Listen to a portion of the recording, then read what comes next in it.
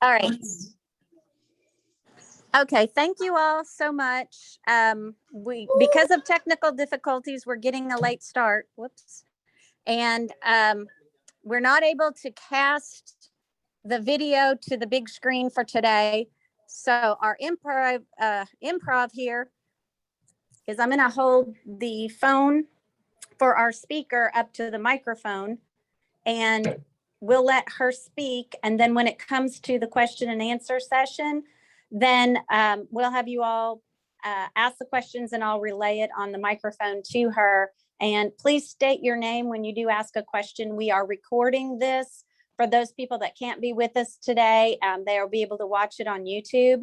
And so without further ado, I'm going to introduce Roxanne with A Caring Place, and hopefully this will work. Go ahead. Thank you. Okay, well, my name is Roxanne Cheney, and I am the chair of A Caring Place. A Caring Place is a faith-based nonprofit that we started, I think about maybe 2 years ago. So it's a new nonprofit. And our mission is to reach out to those in the community who are socially isolated. And mainly what we have found is those are the elderly or disabled in some way. And what we're trying to do is to decrease any loneliness or prevent loneliness that might be there, because that's what happens with social isolation that extends for any period of time. And I think that when you think about loneliness, loneliness is not social isolation. So I don't want to confuse anybody. A lot of us long and probably need to be socially isolated or alone for a wide variety of reasons. It's just that when that period extends itself, then it becomes harmful. And loneliness, and you probably already know this, so if I'm repeating myself and repeating what you already know, bear with me. But loneliness causes a lot of mental diseases and physical diseases. It leads to, with the mental, it leads to depression, it leads to addiction, it leads to just a wide variety of different types of psychological feelings that you might have that are painful. It leads to physical illness. We know today that loneliness that extends over any period of time, and what the research says is 2 weeks. So 2 weeks of loneliness, your blood pressure goes up, it elevates, your cortisols increase, and the cortisols do an immense amount of damage to your body if something's not done to decrease them, up to and including an increase in cancer, heart disease, and even mortality, death. So they say, and again, the research which has looked at this extensively since really the 1960s, so this isn't a new subject, but they say that the mortality from loneliness equals the same as if you were smoking a pack of cigarettes a day. So, I mean, that's just really amazing to think about. And what's really was shocking to me on a personal basis is, if that's true, why isn't more being done in America to decrease that? Because loneliness now is at epidemic portions. 40% of Americans have experienced this persistent loneliness. If you can imagine that, I can't imagine that. It takes 7% of the population to make an epidemic, and here we are at 40%. Now, those numbers are increasing. Something is happening in our society to make that increase. Back in the 60s, when they first looked at loneliness, it was about 20% of the population were experiencing persistent loneliness, and today it's 40%. So that's just mind-boggling. I think when you think of loneliness too, and that we all have experienced it, I thought I'd share a personal thing that actually happened with me. And you can kind of think about situations that have happened to yourself, because again, this is a common thing that happens to all of us. But this was my time of feeling loneliness, although I didn't know what the name of it was at the time. I was in between. I worked for the federal government when I was working. I'm retired now, but when I was working, and I was in transition, I was in kind of the upper echelon or middle echelon of the federal government, and I was going from one job to another job. So in that transition period, which took about a month, they really didn't know what to do with me. So they put me in the basement of this one building, in an office with this huge clock there. I don't know why such a huge clock. I still remember that clock to this very day. And this is about 30 years ago, right? And I had nothing to do. And nobody ever came down to the basement to talk to me. And there was really no reason to go anyplace else and talk to them, because when I did that, I found out I was disturbing whatever work that they might have been doing. So there I sat for a whole month in this office with this huge clock with nothing to do and just wondering, would time ever pass? I had to spend 8 hours there every day, Monday through Friday. And it was just, you can't believe how stressful that was. I mean, I just dreaded going into work every day. I kept on looking at that big clock and wondering, wouldn't that time ever pass? Wouldn't it ever become 4 o'clock and I could go home to family and friends?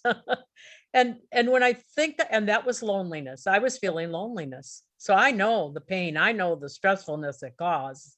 And mine was only for that 8 hours. So I can't imagine, I can't even begin to imagine if that was happening every single day, 24 hours out of 7. So that's what we're dealing with. Now, the thing about loneliness is you can prevent it or you can mitigate it once it happens. Not by any pills, unfortunately, but you can mitigate it and you can prevent it through friendship. And that is the crux of our nonprofit, friendship. So what we do, and I'm going to explain a little bit about the programs that we offer to people. The first one and the major one is our what we call our telephone comfort care program. And through that, we assign one volunteer to one participant, and you call each other maybe 2-3 times a week, and you talk to them. It's that simple. You establish a friendship, you establish bonding. And we do measure this because we've gone after many grants along the way. And so you always, when you go for a grant, as maybe a few of you know, you always got to say, how are you going to measure what you're doing, right? Because if you can't measure it, if you can't measure your outcome, they won't give you any money. So we do measure this. We have a scale that's been validated through the years that we actually look at loneliness. And we have found after 9 months of these type of phone calls that their feelings of loneliness actually decrease. Now that's amazing. That's amazing. Because again, when you think of what loneliness causes, we're starting to decrease that. We're saving lives. I mean, that might seem like a hyperbole, but when you consider that loneliness even increases mortality, that's not a hyperbole. That is our reality. And because we are assigning just one person to one participant, we are always looking for volunteers. I can't think if you've got a phone and you've got a voice, you can be a volunteer. That's all you need. And if you're able to talk to another person. So that's the criteria. We do offer a lot of in-services and education as people go along in different ways that you can maybe enhance the communication and the phone calls that you're having with people that might make a bigger dent in the system. But basically all comes down to you are making a friend with somebody else. That's it. Our second program that we offer is called our Virtual Welcome Center. And that's a Zoom call, just like we're having right now. The difference, of course, is that ours is not just an educational presentation, but we have a group of people that are able to interact on Zoom, either by hearing the message or by actually being on the video and audio. And somebody presents that day a certain topic, and then we break into small groups, because usually there's about 20 or 25 of us there. So in order to talk, you need to be in small groups. You all know how that goes. If there's 25 people, probably you're not going to be the one that ever gets a chance to talk. So this gives everybody a chance to interact with each other. And then we come back together again and kind of summarize what's been happening and share again what's been happening in our various groups, and close with prayer. And most people just love these groups. They're stimulating. They make your mind work just a little bit. You're kind of thinking outside of the box sometimes. You're laughing. I mean, some of them are what it's just so enjoyable to be with other people and hear and share some of their stories.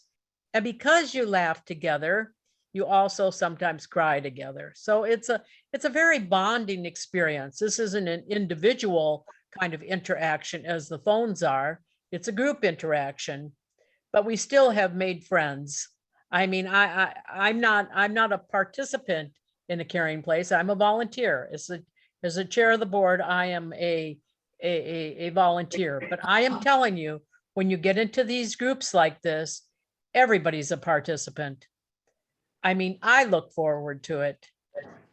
So again, I can say that this not only is good if you are lonely, but to prevent loneliness from occurring. These are offered twice a week. We started off with actually meeting together in a group, but that stopped real short because of COVID, right? So we've been doing it virtually. We are going to retain it virtually because we found out that too many people just have a hard time traveling, especially as they get older. I mean, they just can't make it to a certain place and sit together and talk.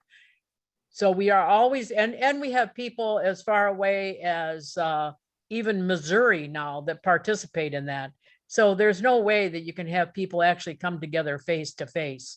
But we are thinking about, as COVID recedes, and maybe establishing an additional day where people can just come to our headquarters, which is at a fellowship room in a church. They've given to us rent free. So we're very thankful, very blessed because of that, and actually see each other and maybe commune over a meal or something. Don't know when that's going to be. We were hoping it was going to be September, but now, of course, Delta is raising its ugly head. So we don't know for sure when that will be. We're just kind of playing that by ear. Okay, so going on, so we have two programs, the phone program and our Zoom welcome centers. Our third program that we offer is a Tai Chi class. It could be any type of movement therapy, but we're choosing Tai Chi because that's actually the most simplest kind of movement, kind of therapy that is available to us. And it's done, people sit in a chair and you are taught various movements with music to go through. And it's very relaxing. And the reason, this is not so much establishing relationships, although you do. This is for teaching people a skill that they can use at home that has been proved research-wise, evidence-based wise, that it decreases physical stress. And that's something. Along with that, we also teach a class on meditation. And you can go to one or the other of these classes. You don't have to go to both. And both of them, again, are to decrease stress. If you can remember back to the beginning of the presentation, it's that loneliness exponentially increases your physical stress level. And there's nothing you really can do about that. That's a biological thing that we've had since it's primordial. We've had that since the Stone Age. So when we feel abandoned, or we feel that nobody's relating to us. We're not establishing a relationship. We've kind of been banned from the clan. We will have that reaction. We will have that stress-induced reaction. So there's nothing you can do about that. You can prevent extensive kind of feelings of loneliness, and you can maybe prevent loneliness from occurring in the depth that it might if you had nothing, but you really can't prevent that biological, it's the fight flight type of response. So Tai Chi and meditation classes, both offered, all of our things are free, those are both there to decrease that kind of stress response over time. And our last class is a read-on program. We have found, and you probably can relate to this, maybe even better than I can, the best way to get out of yourself and to extend and to look at the world and to feel a part of the world is to volunteer. There is nothing like volunteering, nothing like contributing to make somebody else's life better, to make you feel a part of the group. Again, you're feeding your own belonging needs and giving to others.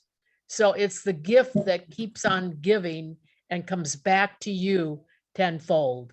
So our read-on program, we have adopted various schools in the Lexington community, and through Zoom, this is all through Zoom, certain children in only the 3rd grade, there's a reason for that. If you're interested, I might tell you, are chosen because either through their teacher and parent who feels that this would be beneficial to them. And one person again is assigned to read to them. And the people involved in this, again, just love it. The kids love it. You know, they're getting that extra attention. And I can remember when I was a kid that there was nothing better than sitting on the couch with my grandma and having her read the Sunday comics to me. So there's something, it's a real bonding kind of moment, I think. And again, I think that it's well received and enjoyable by the kids that are involved. So that's our read-on program. So those are our 5 different programs. Now there's one additional kind of program that we do, but it's kind of an overall arching project, not really a program. And that is, we have found out that with the population that we serve, a lot of them are in poverty. They live in poverty and they aren't eating very well. They are food deprived. They're hungry. Many of them are starving. Now you might think that, oh, we have a lot of programs in the Lexington area. They can just go avail themselves of that. Well, we have found out that's not quite true. Meals on Wheels, you have to pay for. And if you're at the poverty line, you can't pay for it. And there's also like the Lexington Senior Center. They've got over a year's waiting list. They can't feed you. So we decided we'll feed them. We cannot, how can you possibly offer friendship to somebody when they're hungry? Right? So we needed to do something about that. So if they do, so we contract with a catering service, Sequel, Sequel, which is wonderful. You can actually go and purchase meals from them if you ever want. But I think it's about $7 a meal or something like that, if you just wanted to do it outside of our program. And they're wonderful, delicious, homemade, warm lunches that we give. So we do that. Right now, we have about 80 participants in our program altogether. And I would say about a third of them are in this poverty bracket who we do serve food. Because of that, that's where our need for money goes, because food isn't free. If it was free, none of these people would be starving, right? So we also have many different types of things going on for fundraisers, grant writing, roundup apps, individual donations, et cetera, so that we can feed the hungry who are in our program. So I think I know that I originally had a kind of a longer, because Theresa had told me that I had about an hour to do presentations, but I got off to a kind of funny start. And so I think I'm going to end and see if there's any questions, because I know I want to leave time for questions and answers if you have any. And I want to also take the time to thank Theresa very much for inviting A Caring Place to come and talk to you all. Thank you, Theresa. You're very welcome.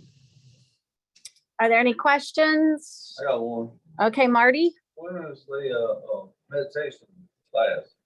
when is the meditation class? When is another patient or Tai Chi? The meditation? Oh, the meditation class, that is every Tuesday. And what I can do is I will send Theresa a link to that, because it's always the same link. And it's always at 12:30.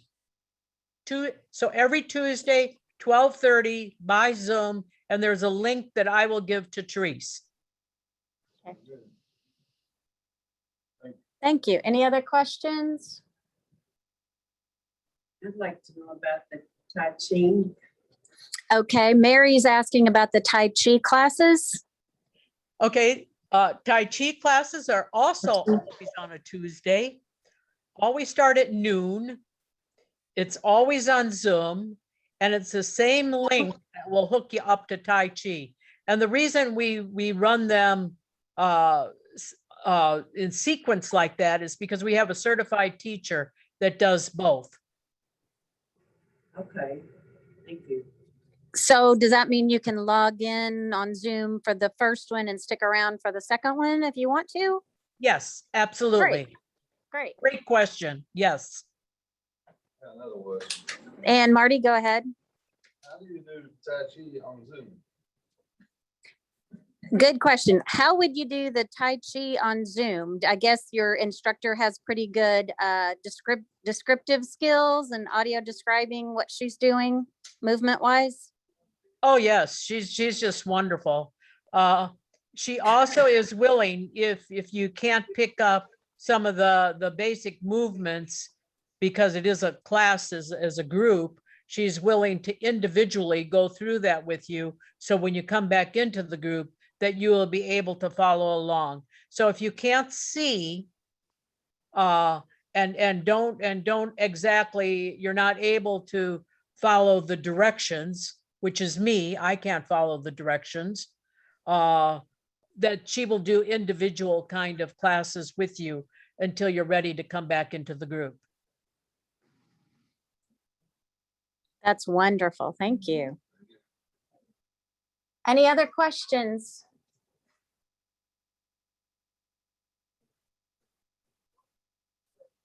It doesn't sound like we do. Do you want to give us some contact information, website, phone number, how people would get signed up for this if they're interested?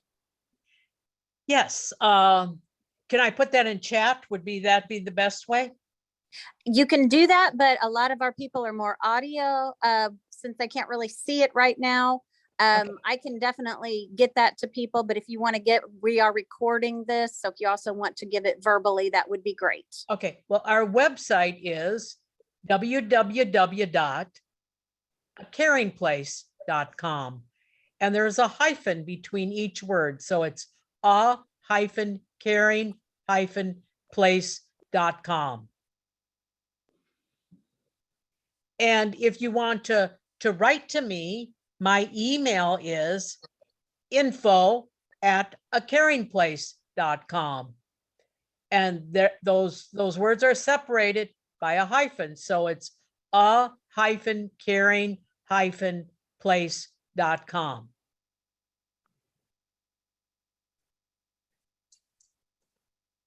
Great, thank you. I hope that some of you volunteer or are willing to volunteer, or at least try out volunteering with the phone program. We're always in desperate need of phone callers, because we constantly get referrals, and sometimes we have to turn them down just because there's nobody left to talk to them, to partner with them. And that hurts. That physically hurts me each time that occurs. Okay. Roxanne, thank you so much for the information today. We really appreciate you taking the time to share with us and some really interesting statistics there. It's kind of ironic. A lot of the services that you're providing seem to kind of coincide with the types of services that we're offering here at the Bluegrass Council of the Blind. Ours is more specific to individuals who are blind or have low vision. But as we all know, people with that type of challenge are far, far more likely to be isolated and to feel that loneliness due to the restrictions of the vision impairment. So Yes, absolutely. a lot of your findings and the programs you're offering to combat those issues are very similar and right in line with the programs we're offering. So it's great to hear from you and to partner with you all. I really thought this would be a great place for some of our people to volunteer. I often get people interested in volunteering, but they always say, well, because of my vision, I don't know that I can volunteer anywhere. And this is one great place that we always refer to in that situation. So people that are either on the volunteering end or on the recipient end can have this information and hopefully get connected in a way that's meaningful to them and helpful. So thank you so much for the information. We are recording this and we'll probably stop the recording here, and I'll do some announcements for our group. And again, thank you so much for your time. Thank you so much, Theresa. And again, thank you for inviting me. Bye-bye.